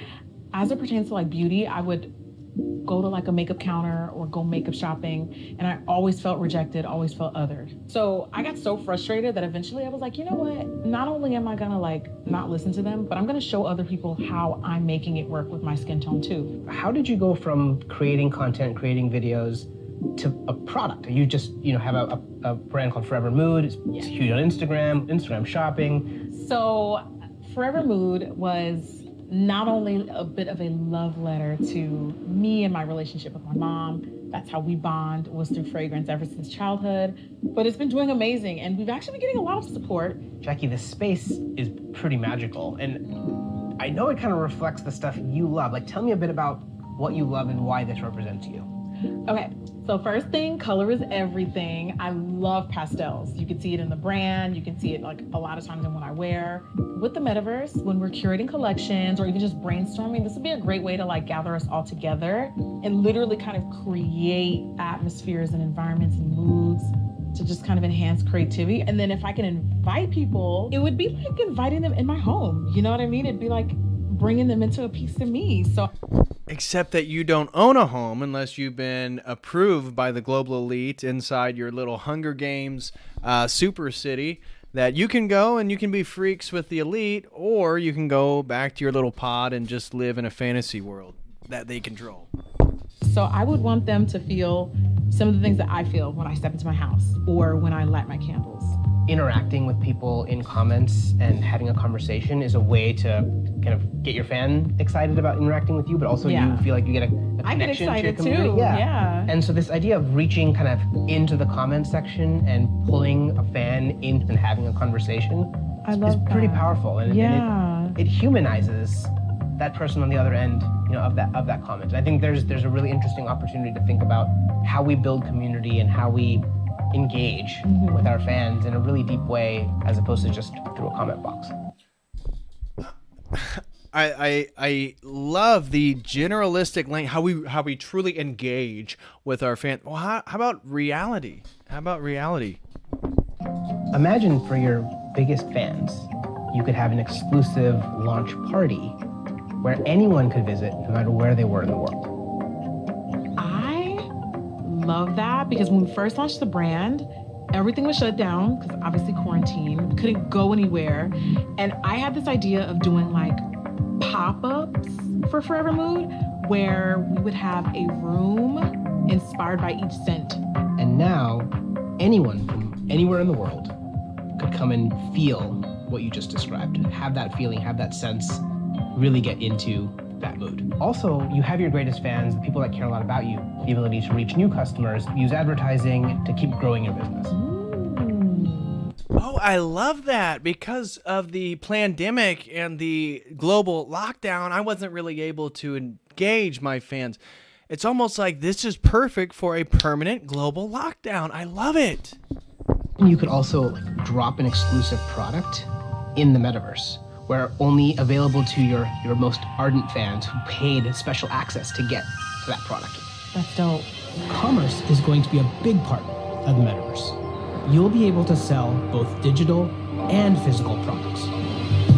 The butterfly effect transports us someplace magical.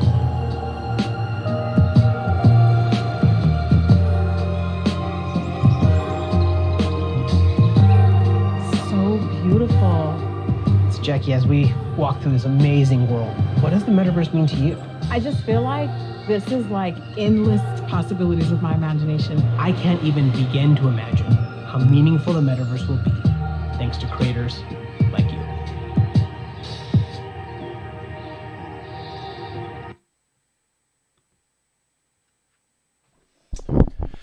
And that is the metaverse, my friends. That concludes today's stream.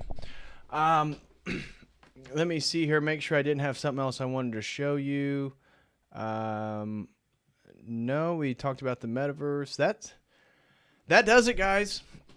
You have now been introduced to the metaverse. Welcome.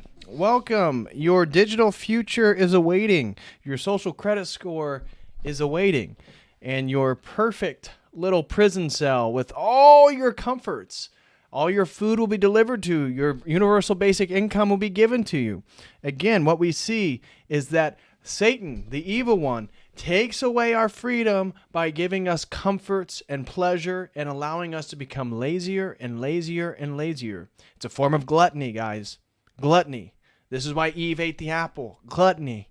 We do not want to be gluttonous. We want to be disciplined. We want the freedom to work. We want the freedom to make our own decisions, and that is exactly what they're taking away from us.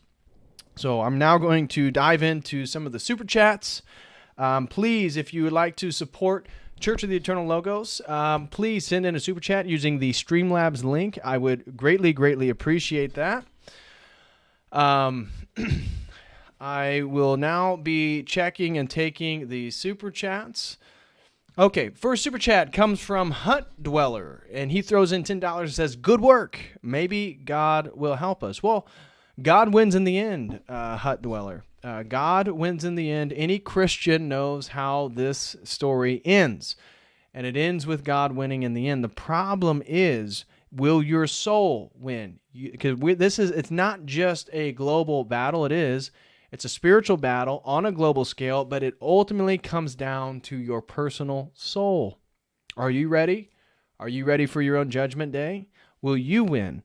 These are the things that you and I can focus on. You and I can focus on our own salvation, the ways in which we relate to God, how we treat other people.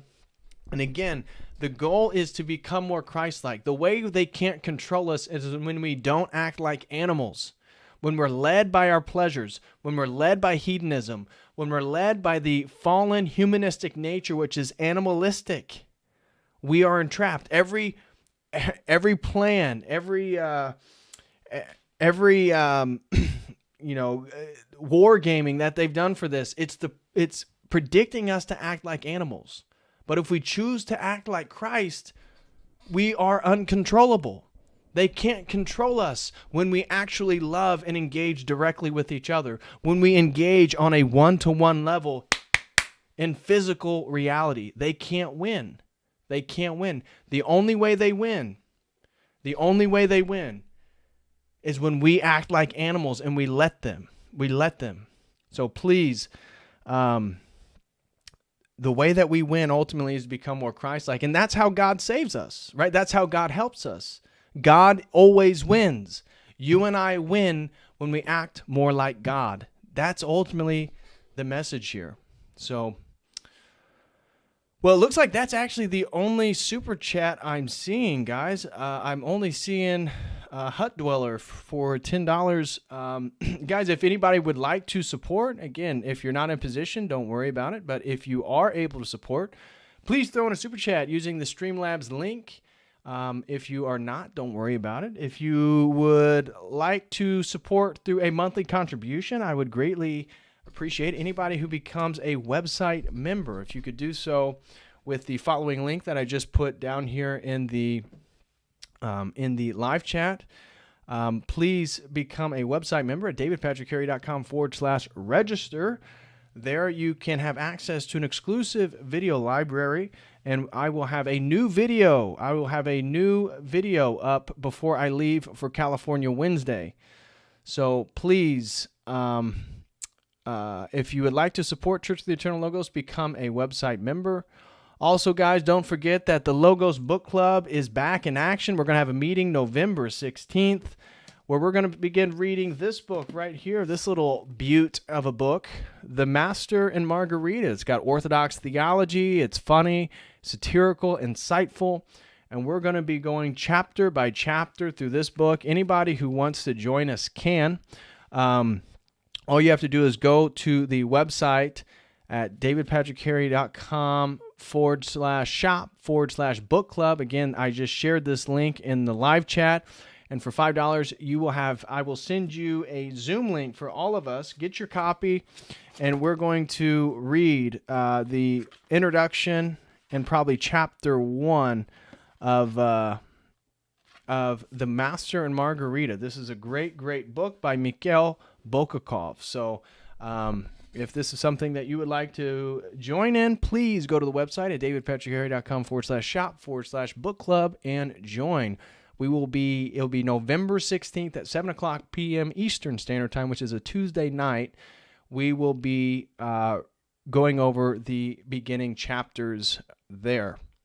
Also, if anybody would like to set up a one-on-one session, you want to talk about theology, philosophy, metaphysics, world history, goal setting, fitness, whatever it be, you can do so with the following link at davidpatrickcarey.com/shop/one-on-one education and consulting. And you can purchase my undivided time for 30 minutes to an hour to 2 hours, whatever it is that you would like. And I would always greatly appreciate that as well. Looks like we have a couple super chats that came in here. Thomas Henderson, thank you so much, brother, for all your support. You have been a continual supporter of Church of the Eternal Logos. I greatly appreciate that, Thomas. And he says, this has been very revealing. Thank you. Well, that was the goal, Thomas. I hope that it was. I hope it was insightful. I hope that it connected some dots and put a lot of things together. And thank you, Thomas Henderson. Shout out to you and your family. God bless you guys. Thank you so much for all your support. It really means a lot. It really does. So thank you very much, Thomas Henderson. And another super chat comes in from Xenia. Xenia throws in $5 over on YouTube. Thank you very much, Xenia. And she says, thank you for doing all this research and bringing this to our attention. Well, of course, Xenia. That is the goal, and thank you for supporting. Thank you for throwing in a super chat. I greatly appreciate that. I think this whole metaverse, the digitization of our lives in the future is not a joke. This is not a joke. This is not something to take lightly. I know the elite are not taking it lightly. This has all been planned. This global lockdown has been planned, and they are trying to take everything from us and put us into an augmented XR, extended reality, where they can control and simulate anything and everything that they want. So, Xenia, thank you very much for your super chat. I hope that it was insightful. I hope that it did bring your attention to some very serious things going on in our world. So God bless you and yours.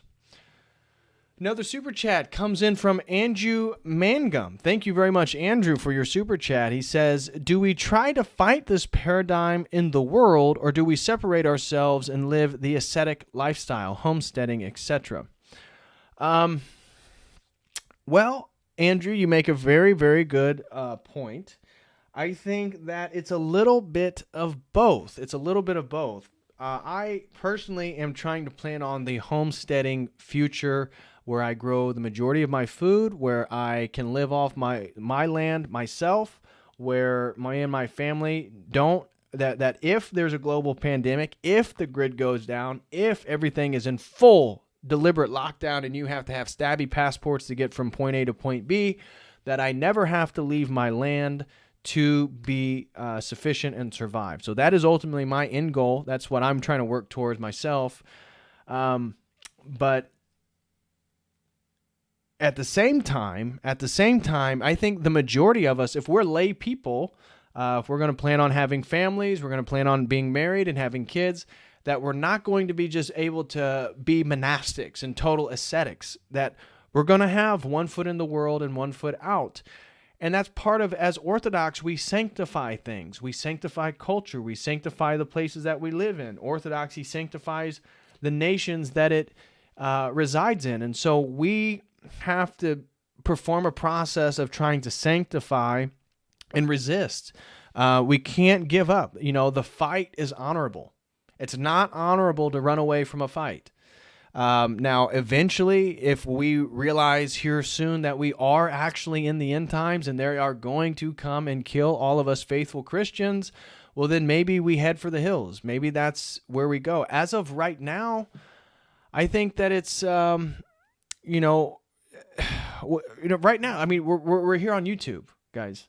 We're working off the ABC Corporation, a Google-owned platform, YouTube, presenting good information. Hopefully, it's useful information. And so, we gotta have one foot in the world and one foot out. And I think that's where the homesteads, planning for a homestead, planning for intentional communities. This is something that all of us can start thinking about. Is being around and participating in intentional Orthodox communities, or at least intentional Christian communities, or at least intentional self-sustaining communities. This is how we resist. Again, we resist by becoming more Christ-like. We resist by getting back to ultimate reality. Growing your own food. Eating the meat from animals that maybe you've paid to be butchered. This is how we fight back. It's again, literally, it's getting real. As the etymology, get real. Get back to what is real.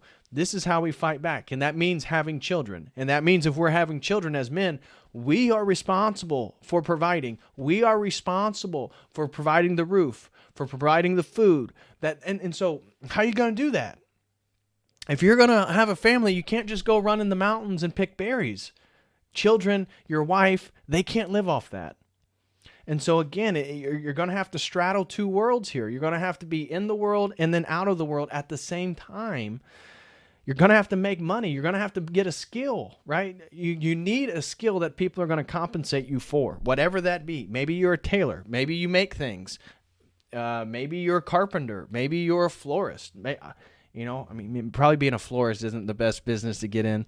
But you have to have some skill, right? Girls like guys with skills. You got to have a skill. People need to pay you for something. You have to contribute. If you're going to be an intentional community, the intentional community is only as strong as its weakest link, like a chain. You don't want to be the weakest link. You don't want to be the person who can't contribute. So be very, very careful of that.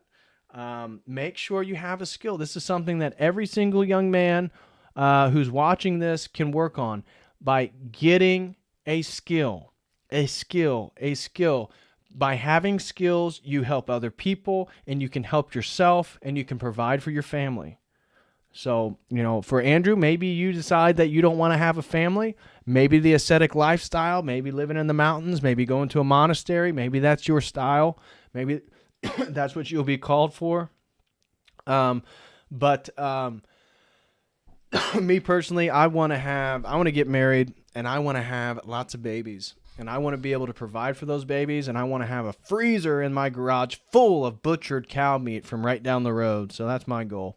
But thank you so much, Andrew, for your super chat. Thank you very much. Demetrios Levi throws in a super chat and says, thank you for doing the Lord's work, brother.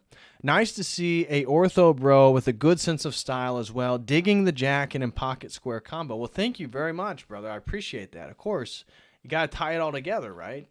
Did my video on men's fashion, the blue, the whites, bringing it all together. But again, I'm teasing. Thank you very much, Demetrios Levi, for your super chat. I really, really appreciate it. Again, he says, thank you for doing the Lord's work. Well, I hope it's the Lord's work. I pray that I don't lead anybody astray when I do these streams, that I only can bring people closer to God. That's the goal. That's the ultimate goal. And so I really hope that I don't lead anybody astray. But thank you very much. He says, thank you for doing the Lord's work. Nice to see an ortho bro with a good sense of style. Well, I will take that compliment. Thank you very much.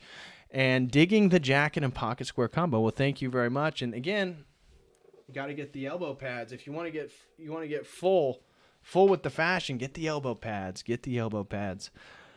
But thank you very much, Demetrius Levi, for your generous super chat. I greatly, greatly appreciate it. And Michael and Maria. Oh, Michael and Maria. Shout out to Michael and Maria in the great state of GA. They say, thanks, DPH. We're with you about homesteading. That is the direction to go. Meta is the other direction. Modern world is moving more toward dehumanization and moral depravity. Love your calm personality and temperament, showcasing real orthodoxy. Oh, Michael and Maria, thank you guys so much for all your support. Thank you very, very, very, very much. And Michael and Maria, I hope you guys joined the book club. I know you joined us with the Maximus the Confessor. Get your copy of The Master and Margarita. We are going to read this. I'm telling you guys, you will love this book. You will love this book. We're going to go through it chapter by chapter together. It's going to be so much fun. And shout out again to Michael and Maria. God bless your family. I hope that your son is moving in the direction of orthodoxy. Glory be to God if he is. But yeah, I hope you guys are able to join when we do the Master and Margarita. It's November 16th. November 16th. It's a Tuesday. I really hope you guys are able to join. And again, thank you, Michael and Maria, for all your support. I appreciate it so much that you have supported me through these streams. Thank you very, very, very, very, very much. I really appreciate it. Anyways, guys, that looks like that's all the super chats. Let me make sure I give everybody a shout out.